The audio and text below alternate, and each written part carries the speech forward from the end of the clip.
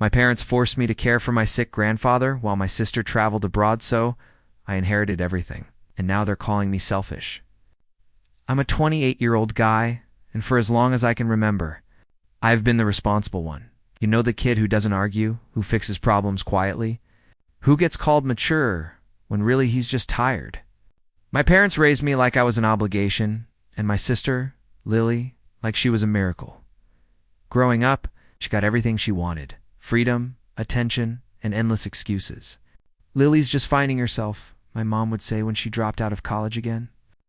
But if I ever made one mistake, even small, my dad's disappointment hung in the air like smoke.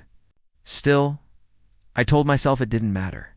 I'd be the one they could rely on when things got hard. That moment came sooner than I expected. When Grandpa's health started failing, my parents called. They didn't ask, they told me. "You're single. You work from home. It just makes sense," my father said. Like my life was a chess piece he could move at will. Lily was abroad pursuing her passions, which apparently made her exempt from responsibility. I hesitated for maybe a second. Then guilt kicked in the old familiar weight. Grandpa had always been kind to me, the only one who treated me like I mattered. So I packed up my apartment and moved back into the house I once swore I'd never live in again. The first night there, Grandpa's raspy voice called my name from down the hall. I remember the sound of his oxygen machine humming like a heartbeat. He smiled weakly when I brought him water, his eyes soft but tired. "Didn't think I'd see you here again," he whispered. I smiled back and said, "Neither did I, Grandpa." As I closed his bedroom door, I heard my parents laughing in the living room whine, glasses clinking. They didn't even say goodnight. That's when I realized this wasn't temporary. I wasn't visiting family.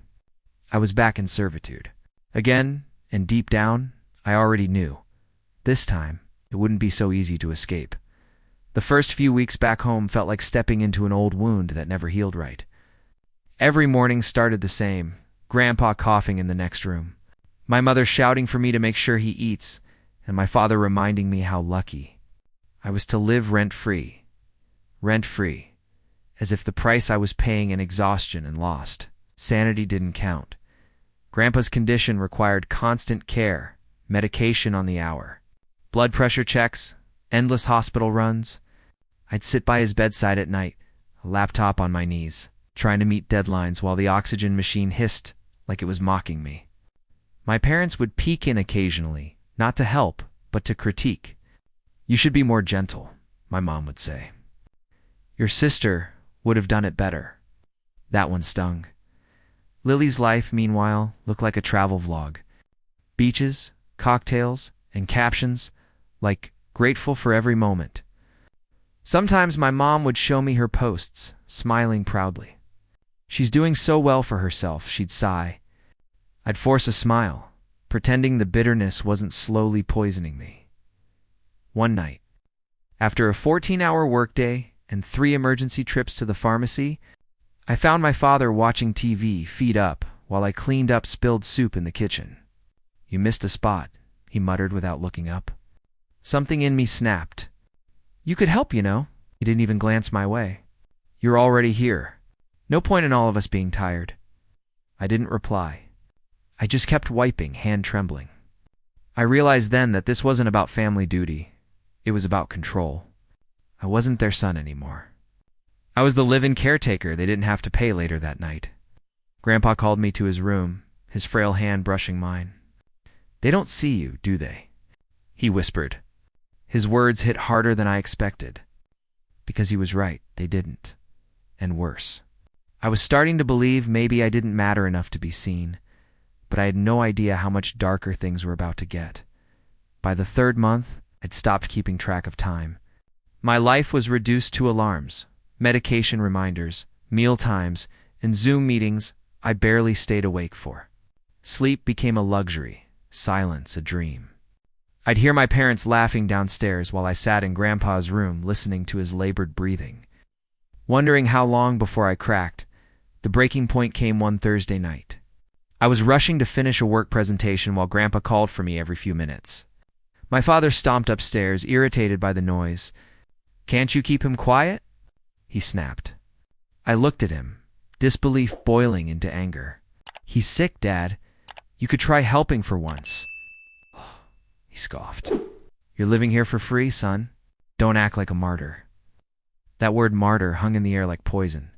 I barely slept that night. By morning, my manager called. "We've been patient, but you've missed 2 deadlines. Are you sure you can keep working like this?" My throat tightened. I lied and said I was fine.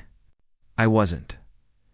When I told my parents I might need to take unpaid leave to focus on caregiving, my mom looked annoyed, not sympathetic. "So now you'll be unemployed too?" "Great," my dad just muttered. "You young people can't handle pressure." I wanted to scream.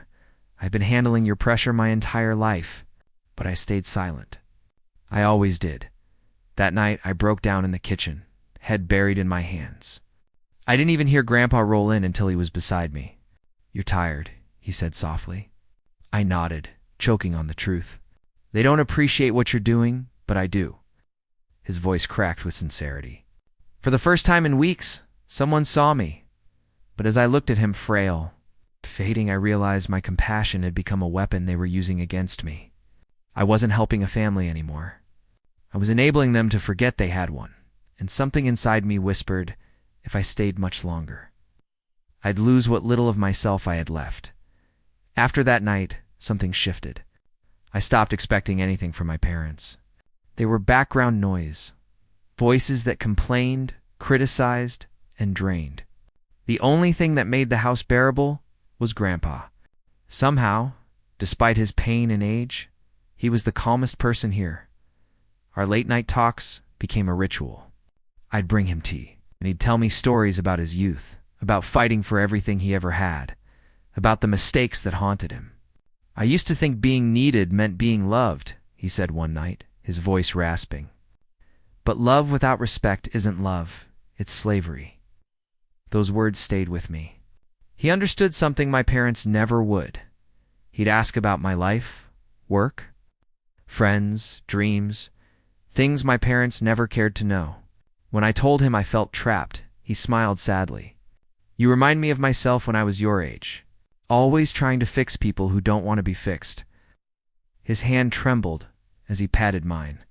"Don't waste your heart on people who use it as a tool." I didn't know what to say. I just nodded, feeling the ache in my chest loosen for the first time in months.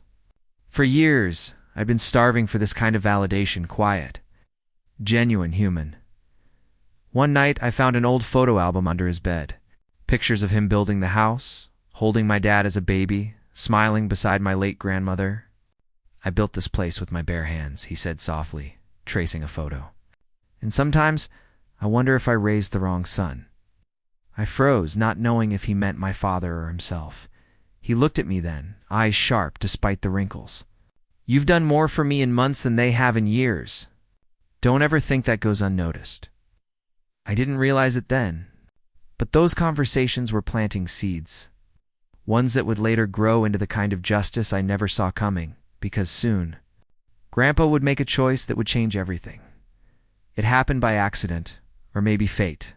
One night, while looking for Grandpa's medical insurance papers in the study, I overheard my parents talking in the next room.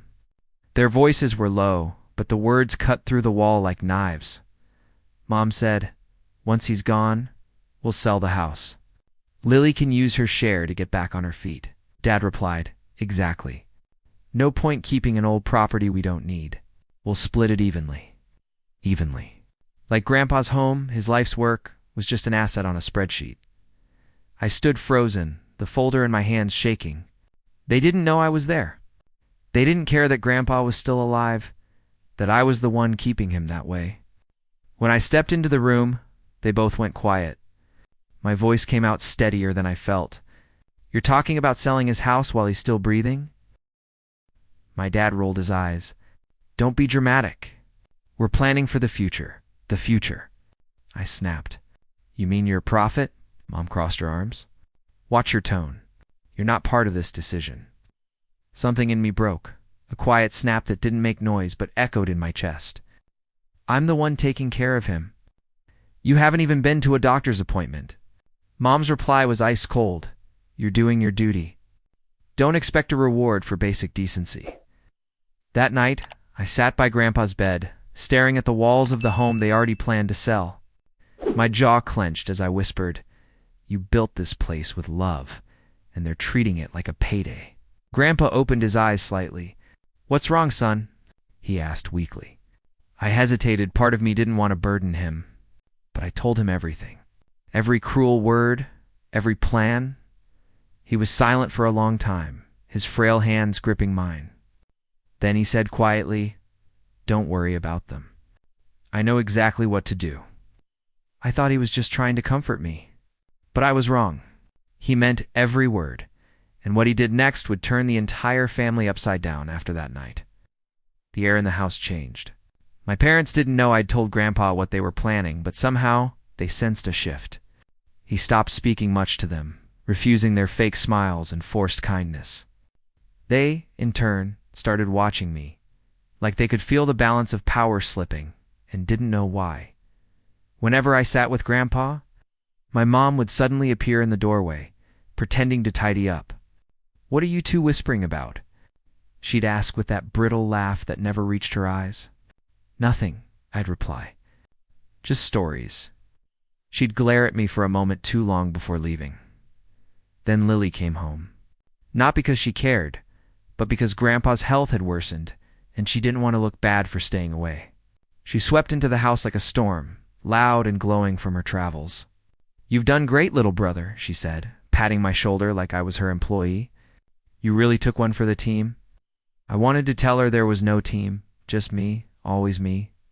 During dinner, she laughed about turning Grandpa's house into an Airbnb someday. "It's so rustic, people would love it," she joked. My fork froze midair. Grandpa's eyes, dull from medication, flickered with something sharp. He didn't say a word. But later that night, he asked me quietly, "If you could leave tomorrow, would you?" I swallowed hard. "Yes, but I can't." He nodded slowly. "You've done enough. Remember that." The next morning, my parents called a family meeting. The tone was icy from the start. They accused me of poisoning Grandpa against them, said I was making him paranoid. I laughed, bitter, hollow. "You don't need my help to make him see the truth," I said. That was the first time I saw fear in my father's eyes. Not guilt, fear, because he could feel something slipping beyond his control. And he was right. The tide was turning. And none of them saw where it was heading. The weeks that followed were chaos disguised as family life. Grandpa's health declined rapidly, sleepless nights, endless medication schedules, and the constant dread of hearing his monitor beep in the middle of the night. My parents avoided the reality by arguing downstairs, blaming stress, blaming me, blaming everything except themselves. Then it happened. One evening, Grandpa's breathing became shallow and erratic. I called out for my father, but he didn't answer. My mom yelled back, "You handle it." "You're the nurse, remember?" My hands shook as I called the ambulance, whispering reassurances to Grandpa as they carried him out. His grip was weak but steady. "Don't let them break you," he murmured before his eyes closed. I followed the ambulance to the hospital alone. My parents didn't even bother coming until morning, claiming it was too late to drive at night. When the doctor finally came out, his expression said it all. "He passed peacefully," he said gently. The world seemed to slow down. I sat there in the sterile hallway, surrounded by the faint smell of disinfectant and loss. My parents arrived 2 hours later, yawning, dressed like they were attending a casual brunch. "Well," my father said flatly, "at least he's not suffering anymore." My mother's only concern was the funeral cost. "Do you know if he had any savings left?" she asked, eyes darting. I stared at them, numb. "He's not even cold yet," I whispered. She frowned. No need to be dramatic. Something inside me died that day, not just grief, but the illusion that blood meant loyalty. I buried my grandfather the next week with only a few distant relatives attending. My parents complained about the catering. Lily took selfies by the gravestone. That night, when I returned home, the house felt hollow, like the warmth had been buried with him. For the first time, I didn't feel anger, just emptiness. I sat on his old chair, the one that creaked every time he laughed, and realized the last good person in this family was gone, but I didn't know then he'd left me one final message. One final act that would bring them to their knees. 2 weeks after the funeral, I got a call from Grandpa's lawyer. His tone was calm but formal. Your grandfather requested a private reading of his will. All immediate family members must attend. For a moment, I felt a flicker of confusion. Private reading. Grandpa wasn't the secretive type, but deep down, I knew this was what he meant when he said he'd handle it. The day of the reading, the house was tense. My mother wore fake pearls and a polite smile that didn't fool anyone. My father stood stiff, trying to look dignified. Lily scrolled through her phone like it was all a waste of her time. I just sat quietly, hands folded, heart thudding against my ribs. When the lawyer began, his words sliced through the room. Grandpa had left everything the house, his savings, his personal belongings, to me. Not a single mention of my parents or Lily. For a few seconds, there was silence, that sharp, breathless kind that happens before a storm. Then my mother's voice exploded. "This is a joke," she screamed, standing up. He was sick. He didn't know what he was doing. The lawyer looked unbothered. The will was written months before his condition worsened. It's been legally verified. Lily's face twisted with disbelief. You manipulated him, didn't you? You turned him against us. I stayed still. I didn't gloat. I didn't smirk. I just looked at them, the people who'd drained me for years, and said softly, he knew what he was doing. My father slammed his fist on the table. You think this makes you special?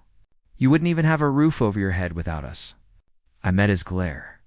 Maybe, but at least now, I'll never owe you again. They stormed out, faces red with rage and humiliation. As the door slammed shut, the lawyer handed me an envelope. Inside was a handwritten note.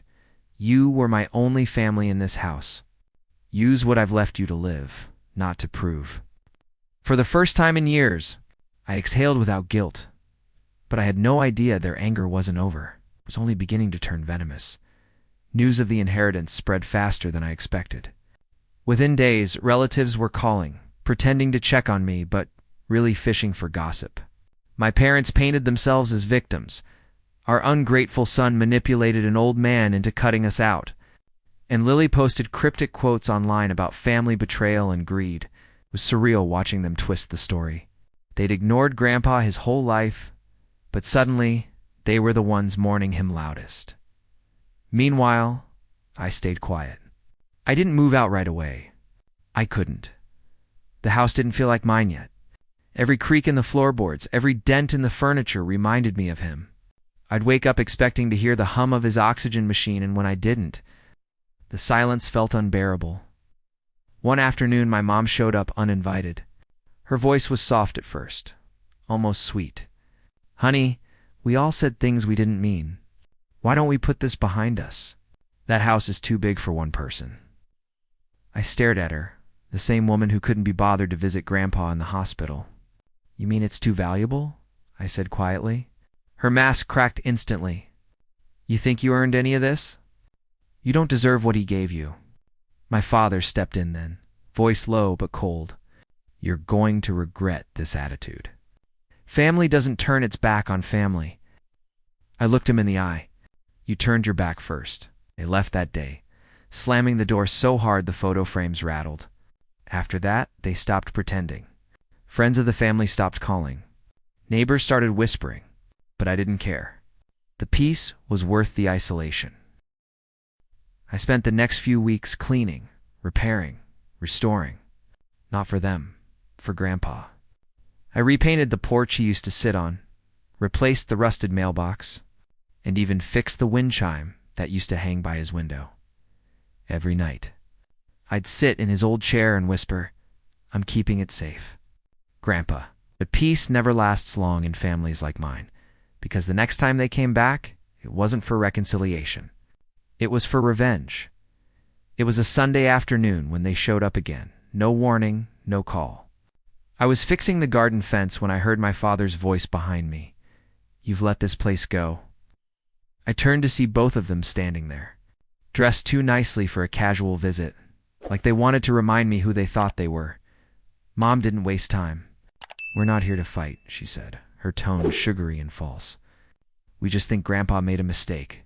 You can't possibly handle this property alone. It's not fair." Out. I dropped the hammer, wiping the sweat from my forehead. "Fair?" I repeated. "You had years to be fair. To him? To me? You didn't care then?" My father stepped closer, eyes hard. "Watch your tone. We raised you. You owe us respect." That word again. Oh, it always came back to that. "I've spent my whole life paying a debt I never agreed to," I said. "I took care of him because I loved him. You took care of yourselves." My mother's voice cracked. "We're family. You can't just cut us out." I looked at her for a long time before answering. "You already did that?" I just finally stopped pretending. It was silence. Then, like always, she turned it into guilt. Tears filled her eyes as she whispered, "You've changed." Nodded. "Yeah." I finally stopped begging for love. For a moment, even my father had nothing to say. He looked around the freshly painted porch, the new fence, the piece that didn't include him, and I saw it hit him. He'd lost control. They left without another word. As their car pulled out of the driveway, I felt something inside me shift. Not joy, not revenge, just freedom. For years, I'd been their caretaker, their scapegoat, their punching bag. But now I was the one standing in the home they tried to steal, not out of victory, but survival. And I thought that was the end of it. But the truth about Lily, that was the final twist I never saw coming. A few months passed without a word from them. The silence felt strange, heavy, but peaceful. Then one evening, I got a message from an unknown number. It was Lily. "Hey, I think we should talk. Please." I almost ignored it, but curiosity won. We met at a cafe downtown, the same one she used to brag about going to with her influencer friends. But she didn't look like the sister I remembered. Her hair was dull. Her clothes wrinkled, and there were dark circles under her eyes. "I'm not here to fight," she said immediately. "I just need help." I frowned. "Help," she sighed, staring down at her coffee. "Things didn't go the way I planned abroad. I'm broke. I maxed out my cards. I thought I'd have some inheritance money by now." I leaned back, letting her words settle. She wasn't apologizing. She was asking for a bailout. "So that's why you're here," I said quietly. Her eyes filled with tears. "I didn't mean for it to get this bad. Mom and Dad said you'd come around eventually. They said you'd share the inheritance." I cut her off. They were wrong. For a moment, she just stared at me as if she couldn't comprehend that I wasn't the same brother she once bossed around. "You've changed," she whispered. "Yeah," I said, echoing Mom's words. "Turns out losing everything was the best thing that ever happened to me." She tried again, reaching for my hand, but I stood up. "I hope you find your peace, Lily, but you won't find it here." As I walked away, I felt lighter. It wasn't revenge. It wasn't cruelty. It was finally understanding that some people can't be saved, not because they're lost, but because they like the comfort of being found over and over again. That night, I sat on the porch Grandpa built, watching the sun dip behind the trees. For the first time, I didn't feel bitterness, only release. But before closing that chapter for good, I had one final thing to do, something to honor the man who made it all possible. The house was quiet again, a kind of silence that used to feel suffocating, but now felt like peace. I spent the next few weeks finishing what Grandpa started. I cleared out his old tools, fixed the leaky roof he used to complain about, and repainted the living room the pale green he loved. Every brushstroke felt like closing an old wound. One morning, sorting through his belongings, I found a sealed envelope tucked inside his nightstand. My hands trembled as I opened it. Inside was a short note written in his shaky handwriting. "Don't waste your life proving your worth to people who refuse to see it. Build something that reminds you who you are." I read it over and over until the words blurred. That's when I decided what to do with everything he left me. Instead of selling the house or turning it into a monument, I turned it into something living, a small community home for elderly people who had no one left. Like Grandpa once feared being, it wasn't easy, but every nail, every wall painted, every room filled with warmth felt like a quiet rebellion against the coldness I grew up with. Neighbors started noticing. The same ones who used to whisper began dropping by to help. And for the first time, I didn't feel invisible. I felt like I was finally doing something right, not for approval, not for forgiveness, but for love. Sometimes, I still catch myself expecting my parents' car to pull into the driveway, ready to demand, accuse, or take. But they don't. They stay away, not because they've changed, but because they can't control me anymore at night. I sit on the porch in Grandpa's old chair, the wind chime he hung years ago, singing softly above me. I look at the stars and whisper, "You were right, Grandpa. Kindness is a burden until it becomes your strength." They call me selfish. Maybe I am. But for once, being selfish finally means being free.